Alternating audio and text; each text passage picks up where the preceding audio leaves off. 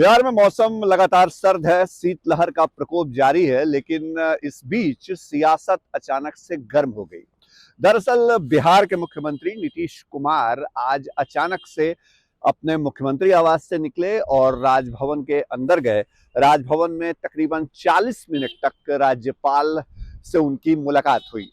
नीतीश कुमार के साथ उनके कैबिनेट के मंत्री, वित्त मंत्री और संसदीय कार्य विभाग के मंत्री विजय कुमार चौधरी भी मौजूद थे।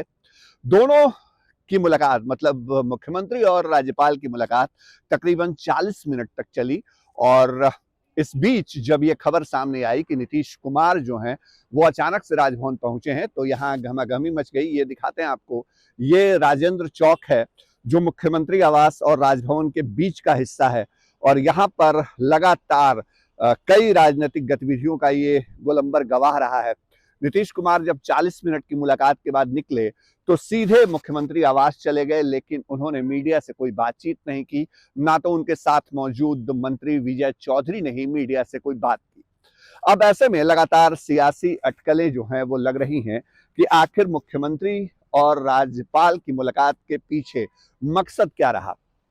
दरअसल नीतीश कुमार को लेकर इन दिनों चर्चा चल रही है कि वो एक बार फिर से एनडीए के करीब आ सकते हैं या एनडीए में शामिल हो सकते हैं। ऐसा इसलिए भी हो रहा है क्योंकि नीतीश कुमार को लेकर के बीजेपी 2022 के बाद जिस तल्खी वाले मूड में नजर आई, जिस तरह के बयान बीजेपी के केंद्रीय नेताओं ने दिए, अमित शाह का बयान और बाकी नेताओं का बयान, वो लगातार ये रहा कि नीतीश कुमार के लिए एनडीए का दरवाजा बंद है। लेकिन पिछले दिनों केंद्रीय गृह मंत्री अमित शाह ने एक इंटरव्यू के दौरान ये कहा था कि अगर कोई प्रस्ताव सामने से आता है तो विचार होगा। दरअसल सवाल था उस इंटरव्यू में अमित शाह से कि क्या नीतीश कुमार या फिर जो पुराने साथी हैं बीजेपी के, अगर वो वापसी चाहते हैं तो क्या उनके लिए रास्ता खुला रहेगा। अमित शाह ने कहा कि या और तो पे बात नहीं होती है, यानी अगर और मगर पे बात नहीं होती है। अगर सामने से प्रस्ताव आता है तो उस प्रस्ताव पर विचार किया जाएगा। अब ये अपने आप में बीजेपी की तरफ से थोड़ा नरमी वाला बयान है नीतीश कुमार को लेकर के। हाल के दिनों में जो जेडीयू के तेवर हैं वो भी बीजेपी पर थोड़े कम आक्रामक दिखते हैं। बीजेपी के स्थानीय नेताओं ने भी नीतीश की बजाय लालू यादव पे हमला बोलना शुरू रखा है।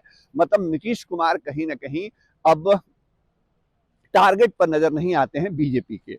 अब ऐसे में नीतीश कुमार को लेकर अगर ये अटकलें लगाई जा रही है कि नीतीश कुमार एनडीए का रुख कर सकते हैं, और उस बीच अगर नीतीश अचानक से चले जाते हैं राजभवन, तो जाहिर है सियासी हवा को और बल मिलता है, चर्चाओं को और बल मिलता है। नीतीश कुमार से 40 मिनट की मुलाकात जो हुई राज्यपाल की, उसमें कौन सी बातों पर चर्चा हुई, फिलहाल ये जानकारी तो सामने नहीं आई है, लेकिन जो हालात हैं वो ये बताते हैं कि जो मौजूदा राजनीतिक परिस्थितियां हैं उस पर जरूर चर्चा हुई होगी। और साथ ही साथ जो आगामी 5 फरवरी से बिहार विधानमंडल का बजट सत्र शुरू होने वाला है, जो 29 फरवरी तक चलेगा, उस सत्र को लेकर भी अंदर चर्चा हुई है। अब चर्चा जो है वो सियासी है। क्या वाकई बिहार में कोई सियासी खेल चल रहा है? ये तमाम ऐसी चीजें हैं या ऐसे सवाल हैं जिन पर फिलहाल बहुत क्लैरिटी नहीं है। लेकिन नीतीश कुमार की राजनीति को आप याद करिए, 2017 में नीतीश जिस तरह पाला बदल के गए थे महागठबंधन छोड़ के बीजेपी के साथ, फिर 2022 में बीजेपी का साथ छोड़ा और महागठबंधन के साथ आए। नीतीश ने अपनी अप्रत्याशित राजनीति से समय समय पे सबको चौंकाया है। अब ऐसे में जो आज का घटनाक्रम है वो इस अटकल को और बल दे रहा है। एक और महत्वपूर्ण डेवलपमेंट है बिहार की सियासत में। दरअसल कांग्रेस की तरफ से कल यह दावा किया गया कि नीतीश कुमार 30 जनवरी को राहुल गांधी की जनसभा में शामिल होंगे और नीतीश कुमार ने इसके लिए अपनी सहमति दे दी है। कांग्रेस ने आधिकारिक तौर पे बयान जारी करके बताया कि राहुल गांधी 29 जनवरी को बिहार में अपनी भारत जोड़ो न्याय यात्रा के दौरान पहुंचेंगे। किशनगंज में उनकी 29 जनवरी को सभा होगी। पूर्णिया में दूसरी जनसभा होगी 30 जनवरी को, और 30 जनवरी की जनसभा में नीतीश कुमार भी मौजूद रहेंगे। अब कांग्रेस की तरफ से कल यह दावा किया जाता है और आज जेडीयू की तरफ से कहा गया कि नीतीश कुमार को अब तक फॉर्मल इनविटेशन, यानी जो औपचारिक आमंत्रण होता है, वो ही नहीं मिला है।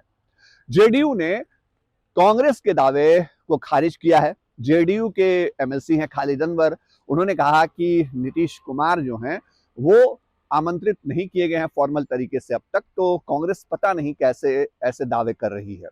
एक तरफ राहुल गांधी की भारत जोड़ो न्याय यात्रा के बीच नीतीश कुमार के उनके साथ जनसभा में शामिल होने को लेकर के कांग्रेस के दावे हैं, दूसरी तरफ जेडीयू उसे खारिज कर रहा है।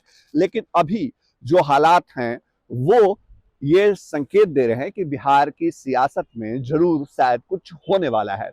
नीतीश कब क्या फैसला करें ये कोई नहीं जानता। नीतीश जो दाएं हाथ से करते हैं उसे बाएं हाथ को जानकारी नहीं होती है, इसीलिए उन्हें सबसे अप्रत्याशित राजनेता भी कहा जाता है। और इसको लेके इस वक्त सिर्फ हलचल बीजेपी या जेडीयू के अंदर नहीं है, आरजेडी के अंदर भी सन्नाटा है। तो क्या वाकई नीतीश की ये मुलाकात राजभवन में कोई खास मुलाकात थी? क्या वाकई बिहार की सियासत में आगे जो होने वाला है उसके लिए कोई पटकथा रची जाने लगी है? तमाम खबरें, तमाम अपडेट हम आपके लिए लेकर आते रहेंगे। बिहार की सियासत में क्या हलचल है वो बताते रहेंगे। शशि भूषण, चुनाव आज तक, पटना।